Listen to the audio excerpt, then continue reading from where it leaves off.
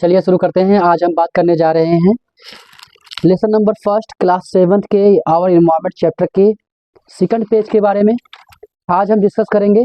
शुरू करते हैं। यहाँ पर दिखा गया है, land is the solid crust और the hard top layer of the earth. भूमि पृथ्वी की ठोस पपड़ी या कठोर ऊपरी परत है। It is made up of rocks and minerals. It is covered by a thin layer of solid and it is covered by a thin layer of soil. यह चट्टानों और खनिजों से बनी होती है और इसके ऊपर मिट्टी की एक पतली परत होती है। It is an irregular surface with various landforms such as mountain, plateaus, plains and valleys. यह एक असमतल सतह है जिस पर पर्वत है, पठार है और मैदान और घाटियां और विभिन्न स्थलकृतियां पाई जाती हैं। It provides us forest, grassland और grazing land for agriculture and human settlement and minerals for industries. यह हमें जंगल चराई के लिए घास के मैदान देती है, कृषि के लिए भूमि और मानव बस्ती और उद्योगों के लिए खनिज प्रदान करती है। हाइड्रोस्फीयर के बारे में बात करें तो the hydrosphere derived from the Greek word hydro meaning water, refers to the water of the earth. इसका हिंदी में अनुवाद है, जलमंडल ग्रीक भाषा के हाइड्रो से बना है जिसका अर्थ है पानी। पृथ्वी पर पाए जाने वाले जल को दर्शाता है। The earth is called the blue planets because 71% of its surface is covered with water while only 29% land. इसका मतलब है पृथ्वी को ब्लू प्लेनेट कहा जाता है क्योंकि इसकी सतह पर 71% पानी और 29% भूमि पाई जाती है। यानी यह इसकी सतह 71% भाग पानी तथा केवल 21% भाग भूमि से ढका है। Water is found as solid ice in glacier and ice sheets. पानी हिमनदों और बर्फ की चादरों में ठोस बर्फ के रूप में पाया जाता है। It is found as liquid water in ocean, rivers, lakes, ponds and underground stream.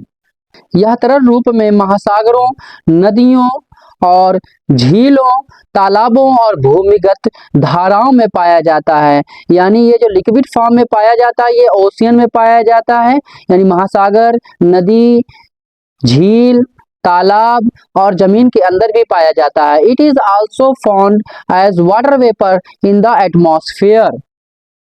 यह वायुमंडल में जल की बूंदें यानी जलवाष्प के रूप में भी पाया जाता है।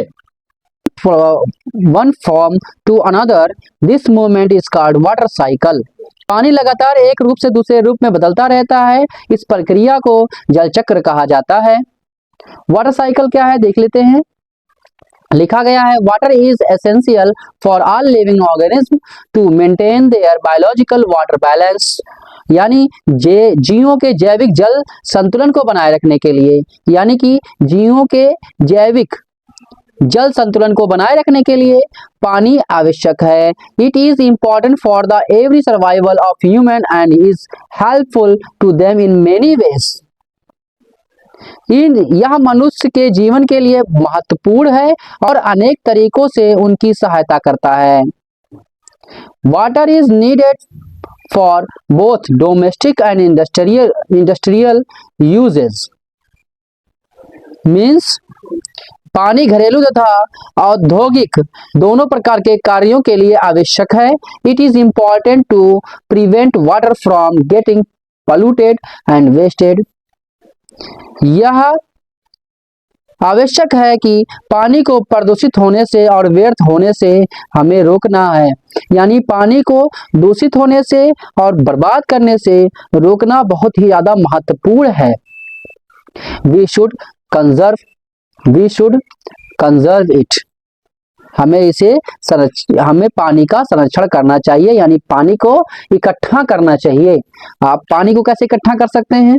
कहीं पर गड्ढा बनाकर या फिर छत के ऊपर के चारों एरिया को घेर कर वो पानी एक पाइपलाइन के द्वारा कहीं नीचे आप कहीं सी जगह पर सेव कर सकते हैं। यहाँ छोटी सी एक बात लिखी गई है, लिखा है द वाटर ऑन इज, यहाँ लिखा है the water on earth is held on the surface of the earth by earth's gravity. इसका मतलब है पृथ्वी का पानी पृथ्वी पर जो हमें दिखाई देता है वो गुरुत्वाकर्षण द्वारा इसकी सतह पर रोका हुआ है। मतलब गुरुत्वाकर्षण बल अगर पृथ्वी पर ना होता तो पानी पृथ्वी पर रुका हुआ नहीं होता। चलिए अब अगले पार्ट के बारे में बात कर लेते हैं, जिसे कहते हैं हम लोग एटमॉस्फेयर।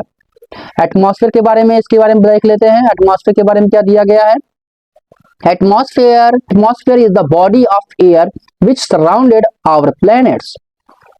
इसका मतलब है वायुमंडल वायु का वह समूह है जो हमारी पृथ्वी को चारों ओर से घेरता है। ये एटमॉस्फेयर की परिभाषा हो गई।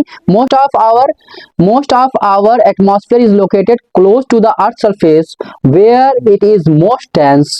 हमारे वायुमंडल का अधिकतर भाग पृथ्वी की सतह के निकट पाया जाता है, जहां यह सबसे अधिक घना है। यानी पृथ्वी के नजदीक, जैसे पृथ्वी है, पृथ्वी के ऊपर मंडल बनता चला गया तो पृथ्वी के नजदीक सबसे ज्यादा घना है वायुमंडल। क्या है? घना है। The air of our planets is 78% nitrogen, 21% oxygen.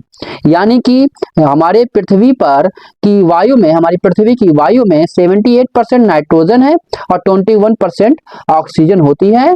The remaining amount consist of carbon dioxide and other gases. मतलब शेष भाग में कार्बन डाइऑक्साइड और अन्य गैस पाई जाती है। फिर लिखा है the atmosphere of earth can be divided into several distinct layers, the troposphere, the stratosphere, the ozone layer and mesosphere and the ionosphere. मतलब पृथ्वी का वायुमंडल कई परतों में विभाजित है। क्षोभ मंडल, समताप मंडल, ओजोन मंडल, मध्य मंडल, उसके बाद आयन मंडल। The troposphere is the region where all weather take place. मतलब ट्रोपोस्फेयर यानी क्षोभ मंडल वह परत है जहां सभी मौसम से संबंधित घटनाएं घटित होती हैं। यानी जितना भी मौसम पाए जा रहे हैं वो ट्रोपोस्फेयर में ही पाए जा रहे हैं। Air pressure at the top of the troposphere is only 10% of that at sea level।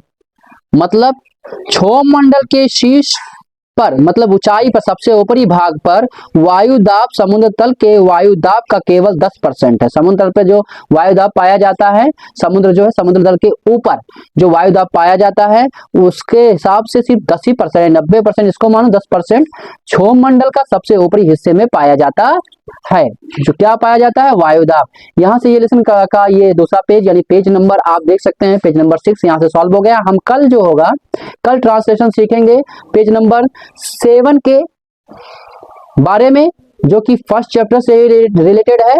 तो फर्स्ट चैप्टर का हमने 2 पेज यहाँ से कवर कर लिया। हमें ये सारे टॉपिक जो आपको देखने को यहाँ पर मिल रहे हैं, सारे टॉपिक्स हम क्लियर करेंगे 1 बाय 1। आप हमारे साथ जुड़े रहें, लाइक करें, शेयर करें, सब्सक्राइब करना ना भूलें। और जितने भी बच्चे क्लास 7 में पढ़ते हैं वो सभी के लिए वेरी वेरी इंपॉर्टेंट होने वाला है। तो आप मेरे साथ जुड़े रहें। धन्यवाद।